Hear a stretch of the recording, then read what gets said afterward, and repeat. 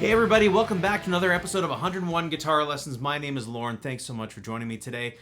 Today we're going to talk about how to choose the right electric guitar for you. Specifically, if this is your first electric guitar, what should you be looking for? Well, before we get into it, please remember to like, share, and subscribe to the channel because every little bit of support really does help when we come up with videos like this at least twice a week. So it would be great to have you as a subscriber. Moving on, let's talk about the guitars. Right now I'm holding a Telecaster style guitar, or a T style guitar. There are many different guitars to choose from. Gibson models, Fender models, and everything in between. You really don't need to spend that much as a beginner when you're getting your first electric guitar. What might influence it, of course, is the style of music that you're listening to, the artists that you admire. You know, as you can see, I've got a collection of different guitars, though you may only be able to see some Tellys and maybe the Les Paul over there. But I've got Gretsch, Gibson, Fender, and everything in between. They all have a slightly different feel, a different sound, and different things that they offer in terms of, like, you know, Stratocaster has the whammy bar, this one doesn't, on and on. Back to you specifically. When you're thinking about buying your first electric guitar, here are a few little things that you should look at if you have the opportunity.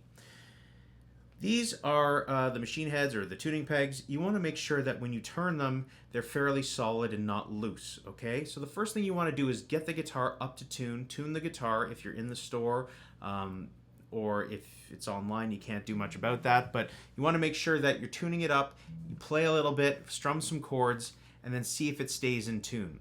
A lot of beginner electric guitars have very poorly made machine heads, so you want to make sure that the ones that you get are decent. Now, having said that, you can replace these, but that's just an additional cost and something that you don't really want to get into for your first electric guitar. So, number one, you want to make sure that the guitar can stay in tune. All right? Number two, you want to check the neck. So how would you do that? Well, you can look down the neck this way, all right? And you're looking to see if, most importantly, it doesn't do this. It doesn't have like a wave, like you're looking down the ripples of an ocean or a river, all right? You don't want that. You want it to be fairly straight, okay, on both sides. So you look towards the neck compared to the string on both sides, the fretboard compared to the string. You want it to be as straight as possible. Now, there is relief. It's okay if there's some relief, if the neck is a little bit back or a little bit forward, depending on how you like your action. Action being how high you want the strings off the neck. But you don't want the wave, okay? Because that's a bad guitar. You don't want that one. Move on to the next. Now, in terms of the action, like I just discussed, the action is the height, the string height from the actual fretboard, okay? And that can be adjusted on different guitars. You would adjust that through the height here and the angle of the neck, as well as the cut in the nut itself. Now, you're not going to do all that work. So when you're picking up a guitar, you want to make sure that, you know, the strings aren't too high off the fretboard and it all feels fairly even. All right, so that's one thing to discuss. And of course, if you're at the store, ask to make sure that they can set it up for you before you take it home. So when they set it up, they'll adjust the action, the height, and make sure everything's in tune and intonated properly. Another thing to consider when you're buying your first electric guitar are the types of pickups, okay? So this specific guitar has a humbucker in the neck and a single coil in the bridge. So you're gonna have different sounds. Humbuckers tend to sound really big and warm and distort very easily, that very rock and roll tone, but you can also get a very mellow tone. You know?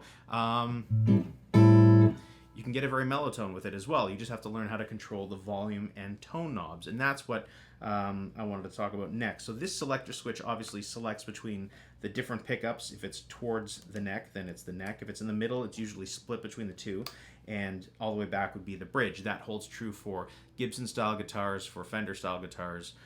Sometimes they have 5-way switches depending on how many pickups there are, okay? But that's how that works.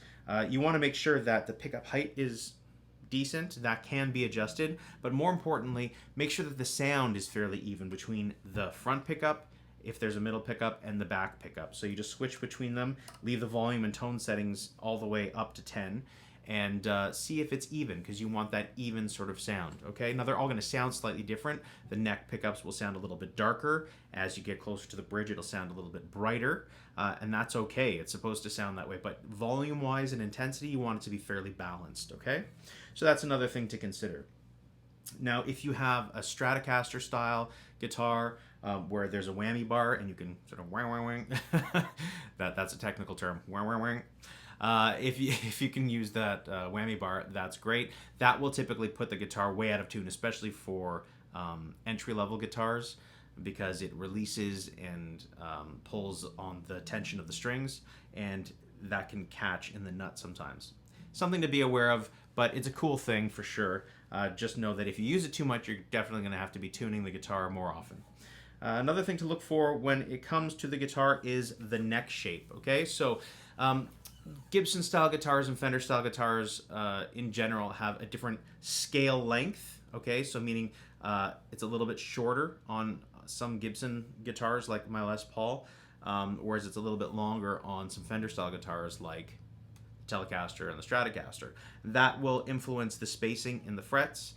The other thing that you can see is that the nut is cut differently on different guitars, and the width of the neck is going to be different, along with the actual shape itself. So some are called a U shape. Some feel more like a baseball bat, really thick. Some feels really thin and flat, like Ibanez style guitars tend to be more thin and flat. Find what's comfortable in your own hand. That's what it comes down to. You have to get your hands on several different guitars to get that feeling, though. So the spacing of the strings and the actual feeling of the neck.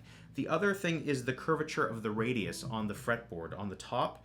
That will be a big differentiator between different guitars. So vintage style or other guitars that are emulating vintage guitars will have a rounder radius, whereas when you get to more modern guitars, it has a flatter radius. Some of them have a compound radius in that it starts out being more vintage down here, more of a curve, and then as it gets closer to the higher frets, it flattens out.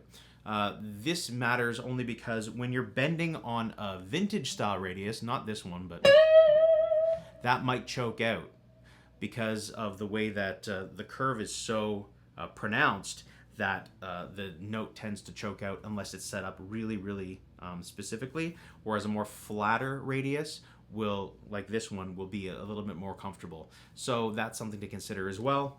Other than that, do you like the look? Do you like the feel? Do you like how it sits on your body? I used to hate Telecaster guitars because they're so rigid. They're just square blocks, right? And Strats have this nice belly cut.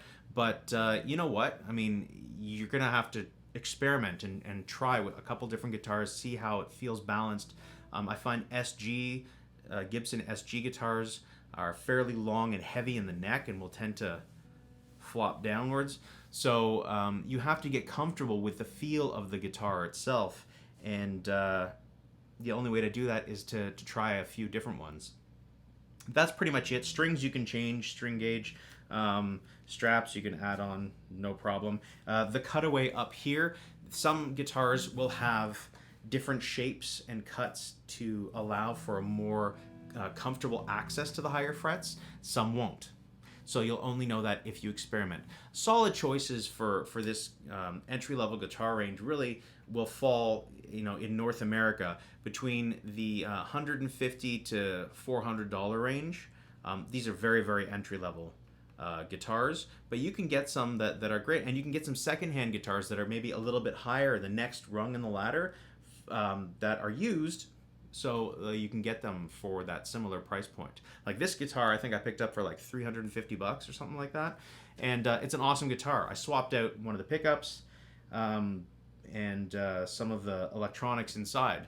But other than that, the guitar itself is solid. So these are other things that you can consider rather than buying something new. But some people like new, and that's cool too.